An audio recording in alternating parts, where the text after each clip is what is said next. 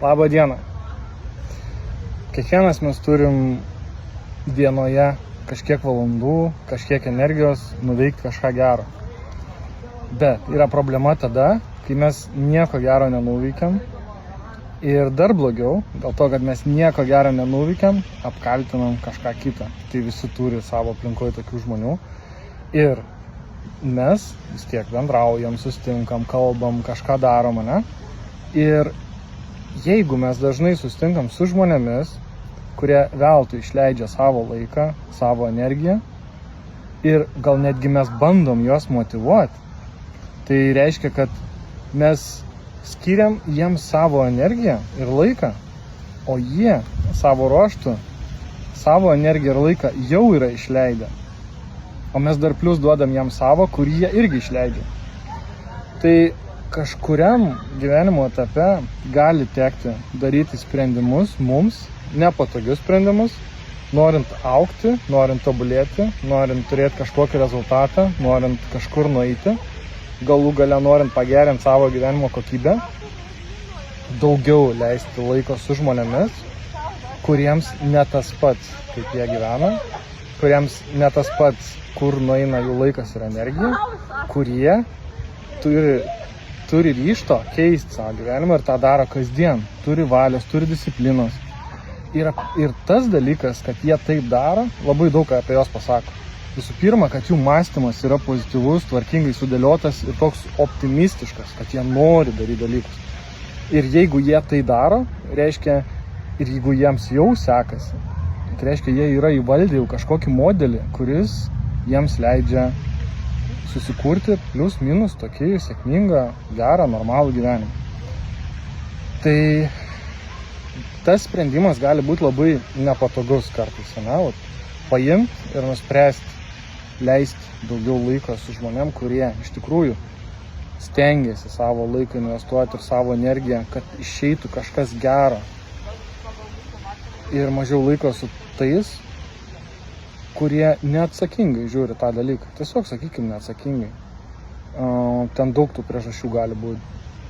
Ir žiūrint į šitą momentą, šitą etapą, kai reikia atsirinkti iš tokio didesnio mastelio į, tarkim, 10 metų perspektyvai, tai iš tikrųjų tas žingsnis yra pozityvus, geras ir reikalingas.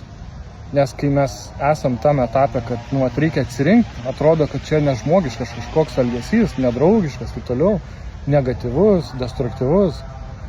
Bet iš tikrųjų, žiūrint į savo gyvenimą kaip į paveikslą iš toliau, ir jeigu mes suprantam, kad tas paveikslas bus gražus, jeigu mes savo laiką investuosim teigiamą ir energiją, jis bus pozityvus, jis bus kokybiškas, jis bus rimtas, jis bus tvarkingas, visi geri dalykai.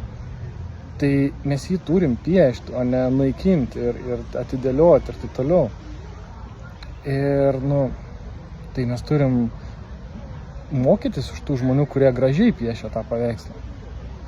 O ne iš tų, kurie kažkaip vis randa priežasčių jo nepiešti, o plus netgi ant viršaus dar jį išdarko, sakydami, kad čia jie nekalti, kažkas kitas pastoviai jam kiša kojas ir iš tikrųjų tai yra tiesiog pasiteisinimas, kad toliau nieko nedaryti ir tiesiog būti ten, kur yra. Tai viskas tvarkoj, čia yra pasirinkimas tų žmonių, bet jūsų pasirinkimas yra, ar jūs norit savo gyvenimą kaip gražus paveikslą. Ir mes negyvenam amžinai.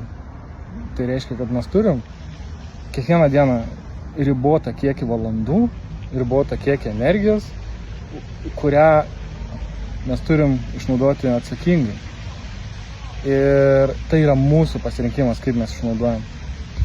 Ir jeigu mes atiduodam šitą laiką ir tą energiją žmonėm, kurie iššvaisto šitą dalyką, tai jie jau iššvaistė savo ir dar iššvaistys mūsų.